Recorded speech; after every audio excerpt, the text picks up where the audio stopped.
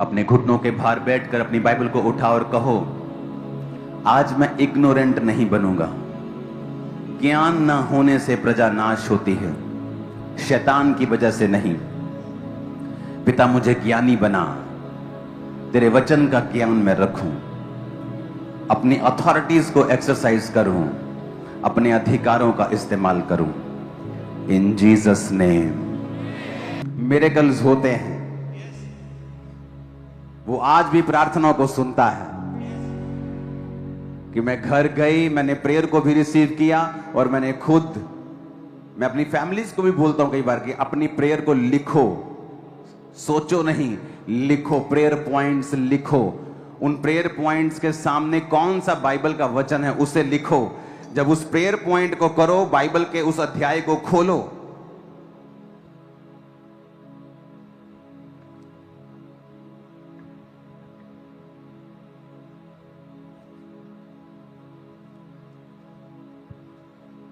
ये मेरा prayer points है, इसे जूम मत करना।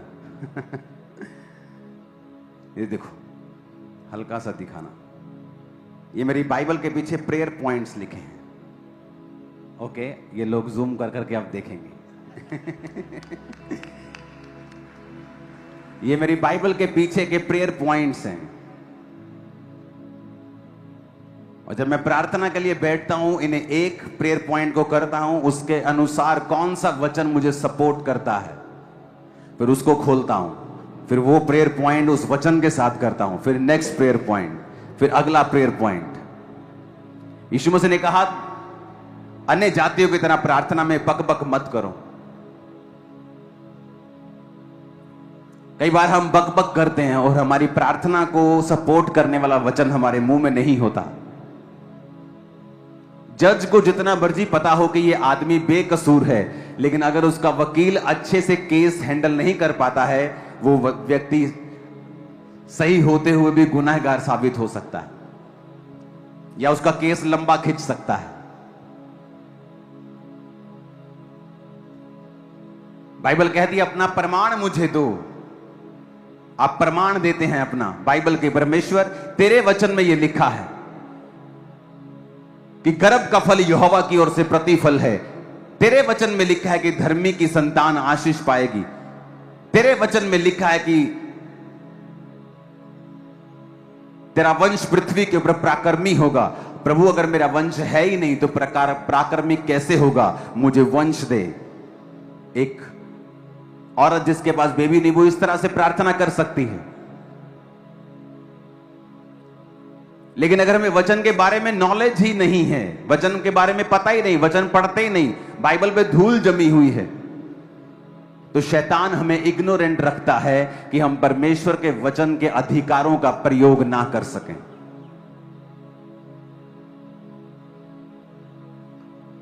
परमेश्वर ने आज आपकी बीमारी के लिए कुछ नहीं करना है, उसने आज आपकी तकलीफ के लिए कुछ नहीं करना, वो ऑलरेडी कर चुका है। उसने अपने कामों को खत्म करके क्रूस पर बोला था, इट इज फिनिश्ड। अब हमें उन खत्म किए कामों के ऊपर बिलीव करना है और उन खत्म किए कामों पर विश्वास करके, उन्हें अंगीकार करके, उनकी घोषणा करके, उसके अनुसार जीवन को बिताकर उन सब चीजों को प्रैक्टिकली अपने जीवन में पूरा होते हुए देखना है। हालेलुया। आप कभी ग्रेटनेस की उस पोजीशन पे नहीं जा सकते हैं अगर आप परमेश्वर के वर्ड को फॉलो नहीं करते हैं। हर बेदारी परमेश्वर के वचन से शुरू होती है, हीलिंग प्रभु के वचन से शुरू होती है, ग्रेटनेस परमेश्वर के वचन से शुरू होती है। एक फल ही तो खाया था हवा ने और आदम को खिला दिया था। क्या था इसमें? कोई बड़ी बात थी क्या? फल ही तो खाया था। लेकिन बात अनआज्ञाकारिता की है, बात परमेश्वर के वचन की है, बात परमेश्वर के वचन को आदर देने की है। बात यह है कि आज आप उस परमेश्वर के वचन के ऊपर कितना स्टैंड लेते हैं, या आप उसे पर्सनलाइज करते हैं कि नहीं। हजारों लोग इस सिचुएशन में होंगे, लेकिन मैं आपको बता सकता हूं, उन हजारों ने परमेश्वर के वचन के ऊपर स्टैंड नहीं लिया।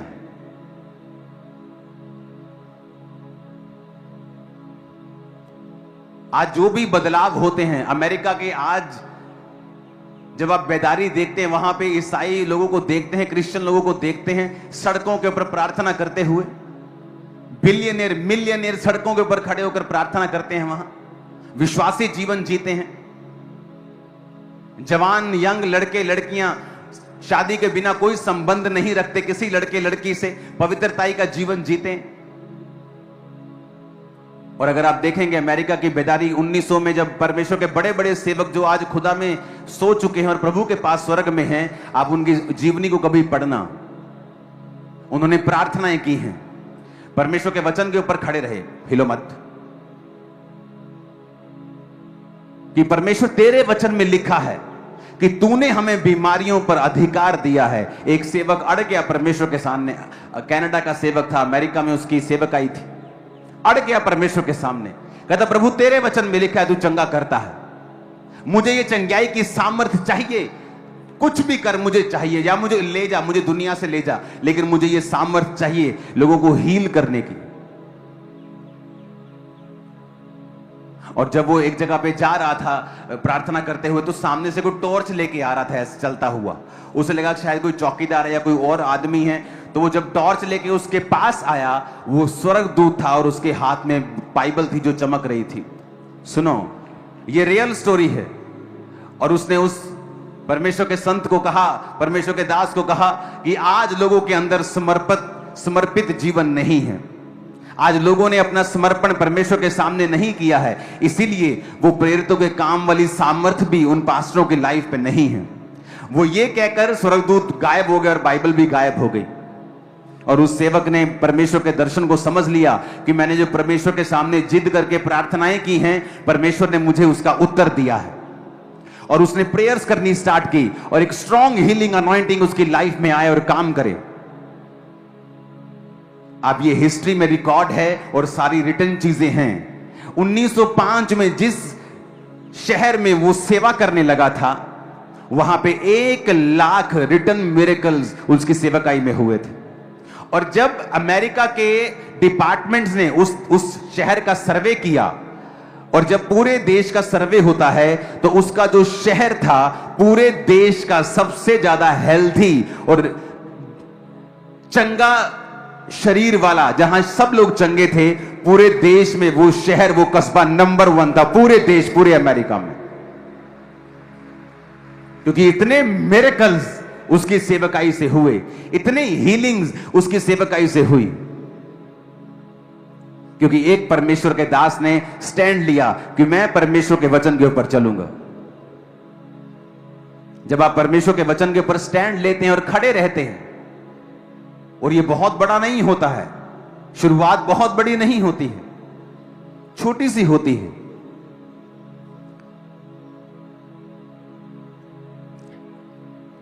हालेलुया।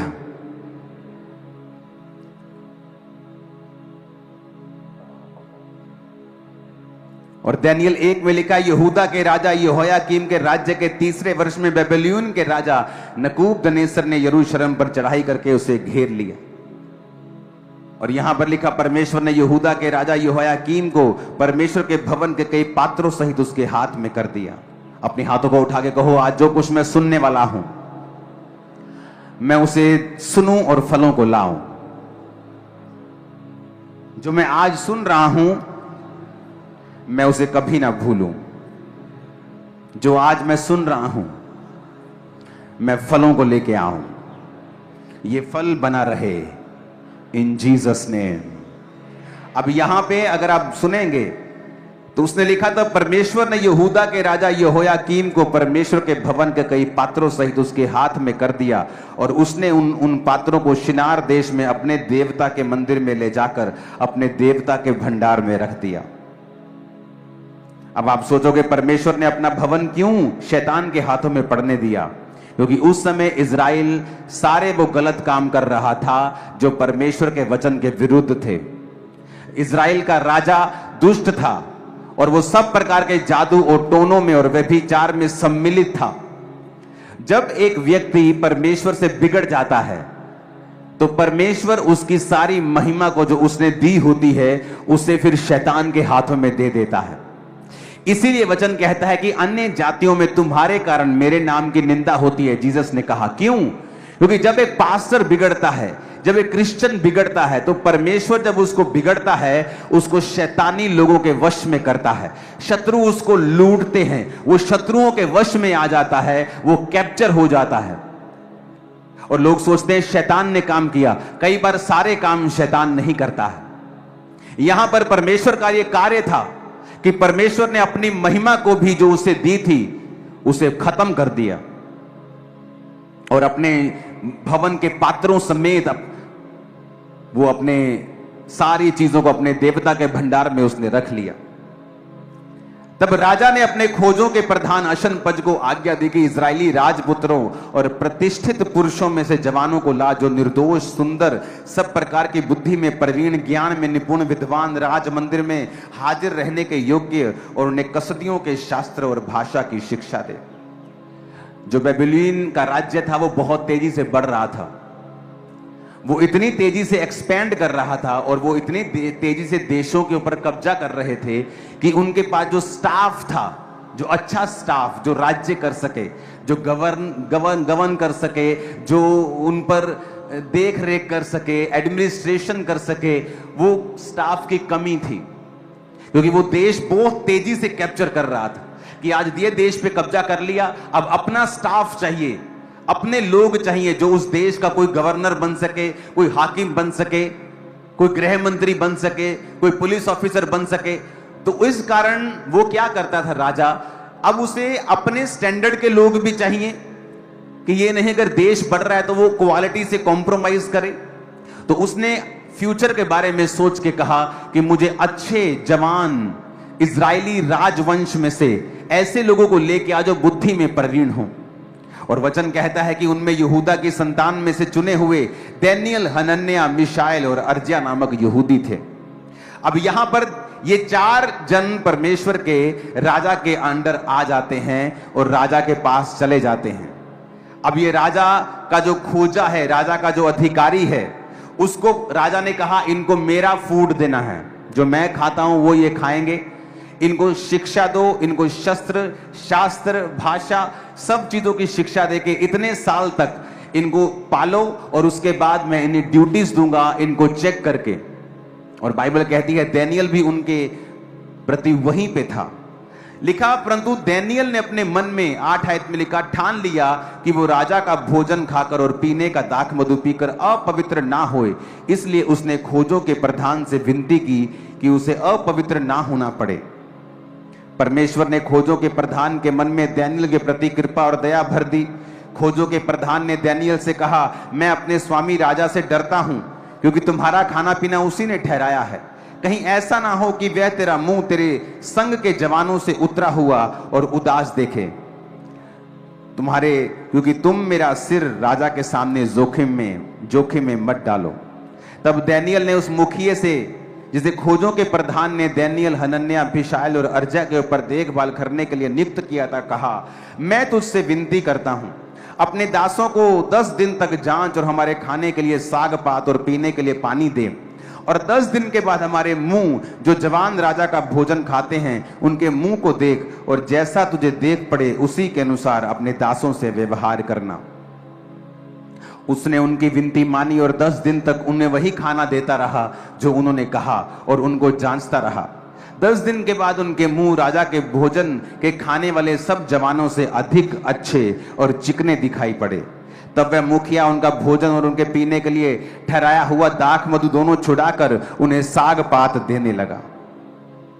अब यहां पर समझने वाली बात है, परमेश्वर ने कहा जब ग्रेटनेस शुरू होती है आपकी लाइफ में, महान जीवन की ओर जब आप कदम लेते हैं, वो कदम हमेशा आपका सबसे छोटा कदम होता है। अगर आज आपको यहां से अमेरिका जाना है और आप यहीं से सोच लें मुझे यूएसए की फ्लाइट पकड़नी है, वो छोटा सा कदम जो पहला आप उठाते हैं आपकी डेस्टिनी की तरफ आपको लेके जा रहा है।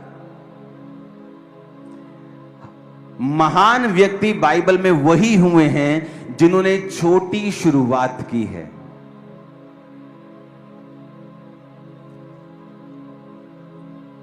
थोड़े दिनों के बाद जब राजा टेस्ट लेता है तो डैनियल और उसके 3 साथी बाकी लोगों से बुद्धिमान दिखाई देते हैं और वो उनके आकर समक्ष में सेवा करने लगते हैं।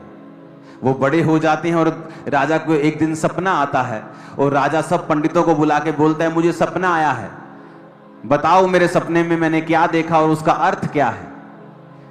सब जादू टोना करने वाले पंडित शास्त्री सब बोले, राजा ऐसा कौन पूछता है, हमें सपना तो बता, हम बता देंगे तेरे सपने का अर्थ क्या है। उसने कहा नहीं, सपना भी तुम बताओ और अर्थ भी तुम बताओ, नहीं बताओगे तो तुम मारे जाओगे। वो नहीं बता सके तो राजा ने झुंझलाहट में आज्ञा दे दी कि सब पंडितों का, सब पास्टर्स का, सब लोगों का नाश कर दो, एक ही दिन में मार दो सबको।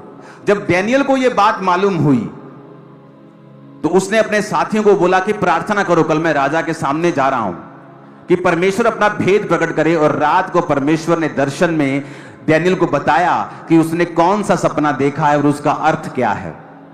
अब मेरी बात ध्यान से समझना, जब वो डैनियल राजा के पास मैसेज भेजता है और राजा उसका सपने का अर्थ समझने के लिए बुलाता है उसको अंदर, और डैनियल उसको एग्जैक्ट वही बताता है कि तूने एक मूर्ति देखी है जिसका सिर सोने का, जिसकी भुजाएं चांदी की, फिर पीतल, फिर लोहा, पैरों की उंगलियां लोहे और मिट्टी की बनी हुई, और इस तरह से वो बड़ा पत्थर आके उसको मारता है और वो चूर चूर हो जाता है और फिर बड़ा पहाड़ बन के पृथ्वी पे फैल जाता है। और राजा शॉक्ड हो गया और उसने कहा कि डैनियल को सबसे ऊंचा पद दिया जाए, और डैनियल के 3 जो आगे लोग थे उन्हें प्रांत के मेन काम स्टेट के दिए जाएं।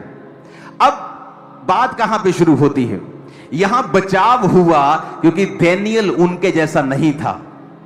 बचाव हुआ क्योंकि परमेश्वर ने डैनियल को दर्शन दिया और परमेश्वर ने डैनियल को दर्शनों के द्वारा ये चीजें समझाई। अगर डैनियल डर जाता और राजा का दाख मधु यानी जो नशीला पदार्थ है, अगर वो डैनियल को रोज पिलाया जाता और राजा का वो मूर्तियों के सामने चढ़ाया गया मीट जो वो चढ़ाते थे, अगर डैनियल रोज खाता, परमेश्वर कभी भी डैनियल को सपने में इसका अर्थ नहीं बताते। वचन में लिखा है, दाख रस के मतवाले मत बनो, क्योंकि जो कोई व्यक्ति शराब के नशे में रहता है उसकी आत्मा हिली हुई होती है। एक चूहे जैसा व्यक्ति भी शराब पी के शेर के जैसी बातें करता है। क्यों? क्योंकि उसकी आत्मा जो है शराब स्पिरिट के ऊपर फर्क डालती है, वो दलेर कर देती है आदमी को। परमेश्वर ने कहा कि अगर तुम शराब से दलेरी लोगे तो मेरा पवित्र आत्मा भी दलेरी देता है। इसीलिए जब कई बार आप बहुत ही कमजोर फील कर रहे होते हैं और डरे हुए फील कर रहे होते हैं और आप परमेश्वर की प्रेजेंस में चले जाते हैं और 4, 5, 3 दिन, 2 दिन, 1 दिन प्रार्थना में बिताते हैं और सडनली आपके अंदर दलेरी आ जाती है, ये वही दलेरी है जो शराब पी के लोगों के अंदर आती है और आप में पवित्र आत्मा के जरिए आई है।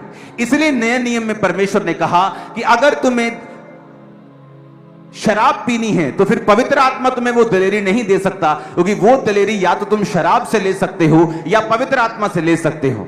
तो इसीलिए परमेश्वर ने कहा था कि तुम शराब ना पियो, शराब उनको दो जो मरने पे हैं, जो उदास हैं। लेकिन आज ये वचन कोई नहीं पढ़ता।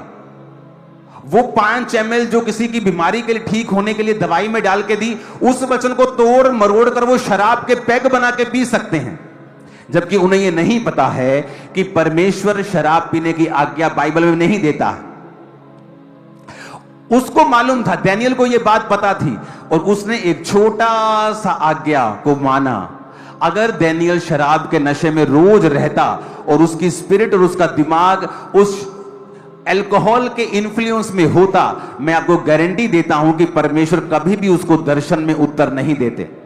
डैनियल तब तो अपनी जिंदगी बचा लेता कि अब तो मैं बच गया हूं, अगर मैं विरोध करूंगा तो राजा मुझे मरवा देगा, कि तू कौन होता है शराब ना पीकर, मेरे देवताओं का मांस ना खाकर चढ़ाया हुआ, तू अपने आप को क्या बेटर समझता है, मार दो इसको। उसके लिए क्या है, वहां पे लाखों बच्चे पढ़ रहे होंगे, कई बच्चे कई देशों से पढ़ रहे होंगे, वो हजारों ट्रेनिंग हो रही है, एक मर भी जाएगा तो राजा का क्या जाता है।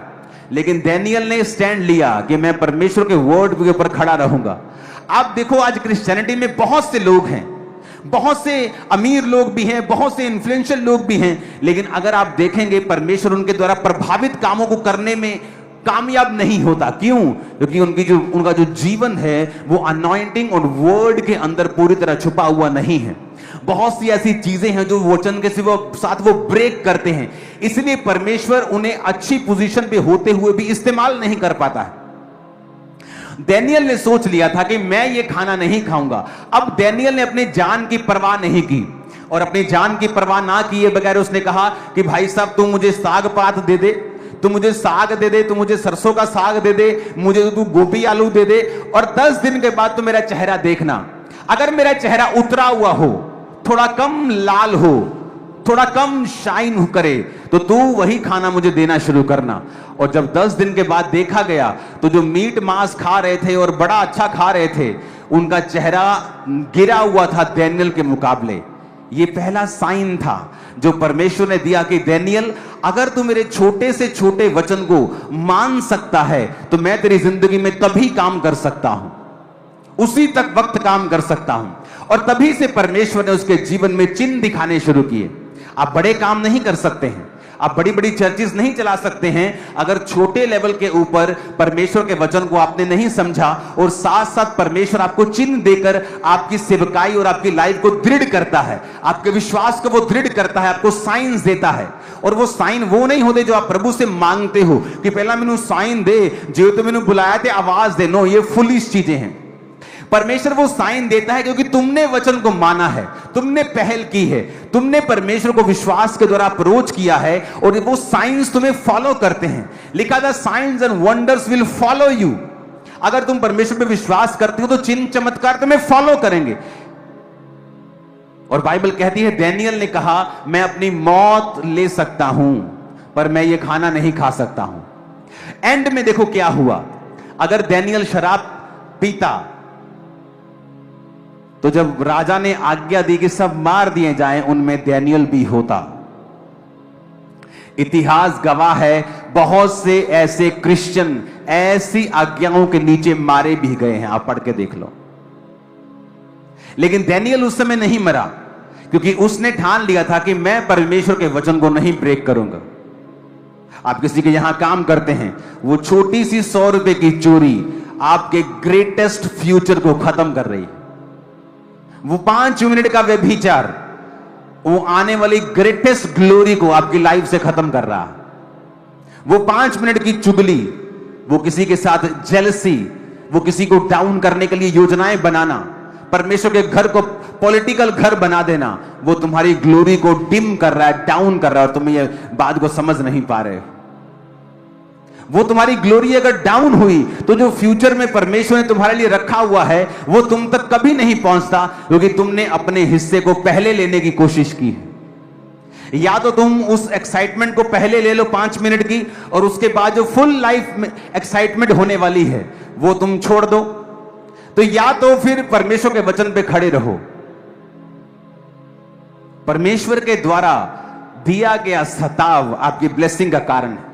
थर्सडे का वचन सुनो, पतमुस टापू के ऊपर जो प्रकाशित वाक्य लिखा गया, जैसे पढ़ने से सुनने से लोग ब्लेस हो जाते हैं। और जब रोमी लोगों ने देखा कि यूहन्ना का इन्फ्लुएंस बढ़ रहा है तो तेल के कड़ाहे में उसे मारने की कोशिश की। जब वो नहीं मरा तो उसको पतमुस नामक टापू पर भेज दिया, और वहां पे जीसस क्राइस्ट ने उसे दर्शन दिए थे। वो पतमुस नाम की जगह है जहां दर्शन दिए, वो ये जगह है जहां परमेश्वर ने अपने दास को दर्शन दिए थे। ये आज भी यहां मौजूद है, पूरी दुनिया के सैलानी यहां घूमने के लिए जाते हैं। ये ग्रीस के अंदर है, और जो यूहन्ना की चर्च थी, और जिस 7 चर्चेस के बारे में उसने प्रकाशित वाक्य में लिखा है, वो तुर्की में है। और तुर्की से कुछ ही किलोमीटर के बॉर्डर के ऊपर ग्रीस के अंदर ये पतमुस नामक टापू है। यहां पे इसलिए भेजा जाता था टापू के अंदर कि यहां खाना नहीं उगता था, तो जेल के कैदियों को यहां भेजते थे, और उनको घूमने की आज्ञा थी टापू के अंदर अंदर, क्योंकि उसके बाद सब पानी पानी था, कोई वहां से जा नहीं सकता था। तो वो धीरे धीरे वहां पे कोई नारियल पी रहा है, कुछ हल्का फुल्का कुछ खा लिया, मछली पकड़ ली, कितना आप कर लोगे। और धीरे धीरे भूख से और स्टारवेशन से उनकी मृत्यु हो जाती थी, और वहां पर उसको मृत्यु के लिए भेजा गया था। लेकिन परमेश्वर ने उस मृत्यु को आज तक की दुनिया की बेस्ट ग्लोरी में बदल दिया, और प्रकाशित वाक्य उसे दिया जो आज भी हमारे हृदयों को हिला देता है। आप समझ रहे हो मेरी बात को? कैसे वचन पे खड़ा रहा। और 18 महीने पतमुस नामक टापू पे रह के 18 महीने के बाद परमेश्वर ने उस राजे की मौत कर दी, जिस राजे ने यह आज्ञा दी थी। और उस राजे की मृत्यु के बाद जब नया राजा वहां बैठा, परमेश्वर ने अपने दास को पतमुस टापू से निकाल कर फिर वही जगह लेके आया। इमेजिन करो, राजा भी उसका कुछ बिगाड़ नहीं सका, क्योंकि परमेश्वर के वचन पे वो चलता रहा। मौत उसका बिगाड़ नहीं सकी, क्योंकि वो परमेश्वर के वचन पे चलता रहा। आज सबसे इंपॉर्टेंट है, क्या आप परमेश्वर के वचन के ऊपर चलते हैं या नहीं चलते हैं। अगर आप क्रिश्चियन हैं, आप हमेशा टाइथ निकालें, रोज प्रेयर करेंगे। अगर आप क्रिश्चियन हैं, आप कभी चोरी नहीं करेंगे, चाहे आपके बच्चों को भूखा रहना पड़े। अगर आप क्रिश्चियन हैं, आप कभी भी परमेश्वर की देह की बदनामी नहीं करेंगे, आप कभी दूसरे व्यक्ति को डाउन करने की कोशिश नहीं करेंगे। बहुत से लोग ऐसा करते हैं, फिर बीमार हो जाते हैं, फिर दुखी हो जाते हैं, फिर पब्लिक में कुछ बताते नहीं, चुपचाप तौबा कर लेते हैं, मेल मिलाप कर लेते हैं, क्योंकि उनको वो दुख पता लगता है कि परमेश्वर ने जो उन्हें दिया है और वो परमेश्वर में सही चल रहे होते हैं, इसलिए परमेश्वर उनको ऐसी ताड़ना देता है। जो सही नहीं चल रहे होते उनको तो वो बर्बाद भी कर देता है। तो हमें यह समझना होगा कि परमेश्वर अपने वचन से प्यार करता है, वचन के जरिए ही उत्तर देता है, वचन के जरिए ही चंगा करता है, वचन के जरिए ही आजाद करता है, वचन के जरिए ही नेक्स्ट लेवल पे लेके जाता है। हालेलुया। आज कितने ऐसे मूर्ख अभी भी होंगे जो मीटिंग के बाद, इस मीटिंग के बाद तुरंत व्यभिचार में चले जाएंगे, और शैतान ने उनकी आंखों को अंधा किया हुआ है। वो नहीं जानते वो क्या खो रहे हैं। जब आप शरीर के पीछे लगते हैं और उस समय शरीर आपको दबाता है, वो तलब आपको दबाती है, वो पाप का अटैक आपको मजबूर करता है, लेकिन उसके बाद एक पार्सल आएगा शर्मिंदगी का, बीमारी का, कमजोरी का, अटैक का, उसे आपको लेना पड़ेगा। एक तरफ से परमेश्वर आपकी जिंदगी के द्वारा काम भी कर रहा होगा, लेकिन वो दुख भी आपको झेलना पड़ेगा, क्योंकि वो आपने अपनी लाइफ में खुद लिया है, उस पाप को करके, उस वचन को तोड़ के। क्योंकि वचन कहता है कि जो बाड़ा तोड़ेगा सांप उसको डसेगा। इसलिए परमेश्वर ने जब सूरों वाले व्यक्ति, जो सूअर मर गए थे, जिस व्यक्ति की दुष्ट आत्मा उस सूरों में बैठ गई थी, उसने कहा था हमें सूरों में भेज दे, दुष्ट आत्मा ने कहा था। तो जीसस ने कहा था जा, क्योंकि सूअर चराना पाप था, और जहां पाप हो रहा था तो वहां शैतान ने कहा हमें इसमें जाने की आज्ञा दे। जब आप अपने जीवन में परमेश्वर के वचन को तोड़ते हैं, और देखो जिस कारण आप तोड़ते हो वो फ्यूचर में एक बड़ा अजगर बन जाएगा। डैनियल का सबसे बड़ा कारण कि नहीं नहीं मैं शराब पीने से मना नहीं कर सकता, राजा का खाने खाने से, क्या था? उसकी जान। और वही जान जाती कुछ साल बाद। तो एक्चुअल में परमेश्वर का वचन मानने से जो दुख, जो पीड़ा आपको हो रही है, और शैतान जिस विषय में आपको डरा रहा है, एक्चुअल में वही आपकी ब्लेसिंग है फ्यूचर में। अगर वो आपको कह रहा है कि अगर तू परमेश्वर के वचन को मानेगा तो तेरी शादी नहीं होगी,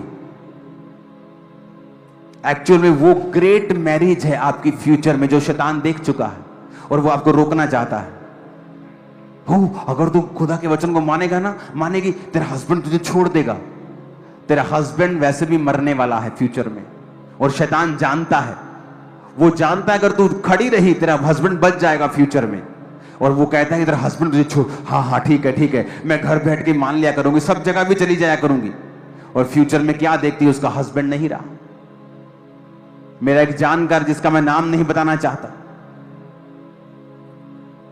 और उसको खींच लिया गया परिवार में कि नहीं जाना चर्च, और जिस परिवार ने उसे खींचा, एक लौता जवान, एक और बेटा परिवार का मर गया। उसके बाद वो बाप मर गया, उसके बाद वो मां मर गई। कितने साल के अंदर अंदर? जवान छोटा भाई 2-3 साल के अंदर, मां 7-8 साल के अंदर, और बाप कोविड के दौरान। यंग है सारे, अभी यंग थे। क्योंकि शैतान जो आपको डरा रहा है जिस विषय में, वही परमेश्वर आपको फ्यूचर में देना चाहता है। शैतान के पास अपना कुछ नहीं है, उसके पास कुछ ओरिजिनल नहीं है, उसके पास सारी कॉपीज हैं, वो परमेश्वर की कॉपी करता है। सारी पुस्तकें जो उसने अलग अलग चीजों की लिखी हैं वो परमेश्वर के वचन से कॉपी करके लिखी, जाओ मैच कर लो, वो कॉपी निकलेंगी। सब कुछ उसने कॉपी कर कर कर कर कर कर, कर, कर उसका कुछ भी ओरिजिनल नहीं है। वो आज भी कॉपी करता है। आज भी जब फेक कोई उठता है तो वो जेन्युइन चर्चेस की कॉपी करने लगता है, क्योंकि शैतान के पास अपना कुछ भी ओरिजिनल नहीं है, क्योंकि परमेश्वर उससे बात नहीं करता, वो उसको रेवलेशन नहीं देता। अगर अपनी लाइफ में कामयाब होना है तो मत सोचो कि कोई बात नहीं, छोटा सा झूठ है, ये तो काम पे चलता है, ये तो बिजनेस में चलता है, छोटा झूठ नहीं चलता। छोटा झूठ, छोटी चोरी, छोटा गुनाह का तोड़ना, ये आपकी लाइफ की डिस्ट्रक्शन की शुरुआत हो सकती है। तभी तो आपको लगता है कोई फर्क नहीं पड़ता है।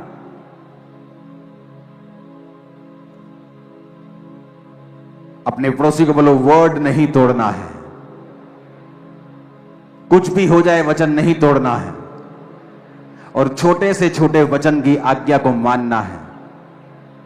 आमीन, आमीन। बाइबल पढ़ के देख लो, कौन थे ग्रेट आदमी जिन्होंने दुनिया को बदला है? वो जिन्होंने छोटे होते से ही, मेरे बच्चों को मैं छोटे होते से ट्रेन किया है कि छोटी बात पर भी झूठ नहीं बोलना है, गलती होने पर भी झूठ नहीं बोलना है, चाहे मार पड़े तुम्हें। क्योंकि जब आप इन तैयारियों में रहते हैं और अपनी लाइफ को क्लीन रखते हैं, परमेश्वर के लिए आसान है वो ग्लोरियस जिंदगी आपके बीच में से निकालकर लोगों के सामने रखना जिसके लिए आप बुलाए गए हैं।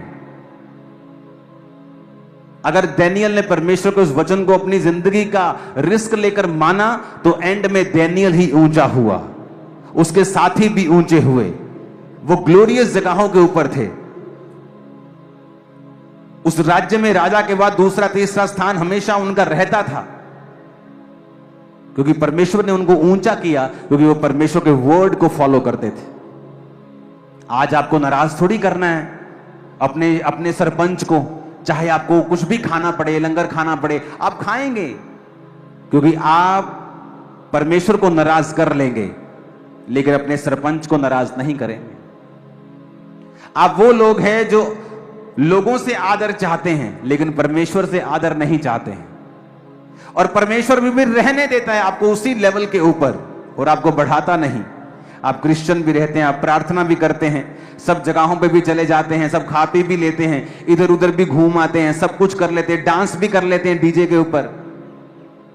आप मिक्स हो चुके हैं, जिस तरह इजराइलियों ने मिक्स कर लिया था। उन्होंने सब जगह मिक्स कर लिया, किसी से शादी कर ली, किसी जाति से शादी कर ली, और परमेश्वर कहता मुझे नफरत है तुम्हारी इस मिक्सचर से। यूहन्ना को वो कहता ये लोग ना तो ठंडे हैं, ये ना तो गर्म, ये गुनगुने हैं, कभी परमेश्वर के हो जाते हैं, कभी शैतान के हो जाते हैं, कभी चर्च में होते हैं, कभी बार में होते हैं। तो इनको बोल के या तो ना तो ये तो ठंडे हैं, ना तो ये गर्म है, ये गुनगुने हैं, और मैं इनको अपने मुंह से उगलने पे हूं, या तो ठंडे हो जाएं या गर्म हो जाएं।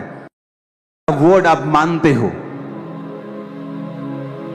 एक समय था जब मेरी फैमिली का बिजनेस मेरे रिश्तेदारों की सपोर्ट पे निर्भर था। एक समय था जब उन्होंने सपोर्ट किया था, और वही रिश्तेदार बुला के मुझे धमकाते होते थे कि बेटा इसको पढ़, तूने अपना धर्म छोड़ दिया, तू अपने धर्म से वापस आएगा, तेरे पास्टर को पीटेंगे किसी दिन।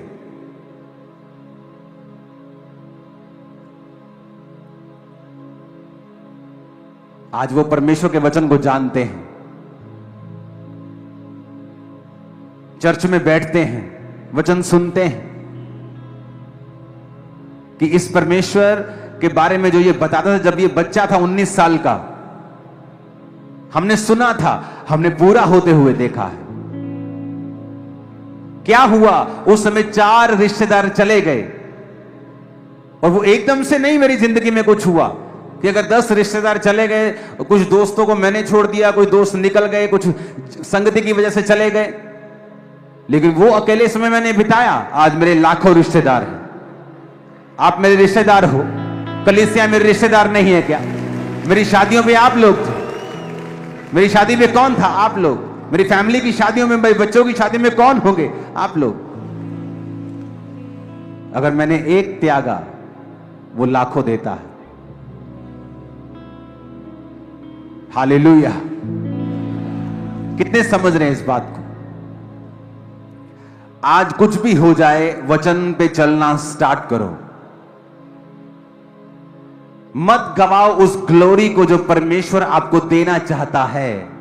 अदरवाइज वो स्ट्रगल कभी खत्म नहीं होगा। जो आप करना चाहते हैं, परमेश्वर खुद टांग लगाकर उसे अड़ंगा लगाएगा। शैतान नहीं, परमेश्वर वो खुद तुम्हारे टांग को पकड़ेगा कि तुम आगे ना बढ़ पाओ, जब तक तुम एक समर्पित जीवन नहीं जीते हो। अगर तुम इस वचन को सुन रहे हो, तो इसका मतलब परमेश्वर ने तुम्हें आज असाइन किया है कि तुम इस वर्ड को सुन सको, चाहे तुम उस आइसलैंड से या ग्रीनलैंड से क्यों नहीं देख रहे हो। तुम जहां से भी देख रहे हो, परमेश्वर ने यह समय ठहराया है कि वो अपना वचन तुम तक दे रहा है कि मेरे वर्ड के साथ फेथफुल रहो, ताकि तुम्हारी ही ग्लोरी वो तुम्हारे अंदर से पैदा कर सके, तुम्हें वैसा बना सके जो एक्चुअल में परमेश्वर ने तुम्हारे लिए रखा हुआ। जो गलतियां 2006 में मैं करता था, परमेश्वर एक्सपेक्ट करता है कि 2007 में मैं ना करूं। जो 8 में होती थी, 9 में ना करूं। हो सकता है आपको परमेश्वर ने ब्लेस किया हो पिछले सालों में, लेकिन अब वो चाहता है कि आप उस बचपन, मसीही बचपन की वो स्पिरिचुअल बचपन को छोड़ के अब आप जवानी में प्रवेश करें और बुढ़ापे में प्रवेश करें, क्योंकि वो आपके फ्यूचर को जानता है। आपके परिवार पे आने वाली मुसीबतें, आपके फाइनेंस पे आने वाली मुसीबतों को वो जानता है और वो आपको अलर्ट करता है। मेरा विश्वास है आप वर्ड को फॉलो करेंगे। मेरा विश्वास है वचन को रोज पढ़ेंगे। मेरा विश्वास है वचन को रोज पढ़ेंगे और छोटे से छोटे वचन को भी आप अपनी जिंदगी में फॉलो करें।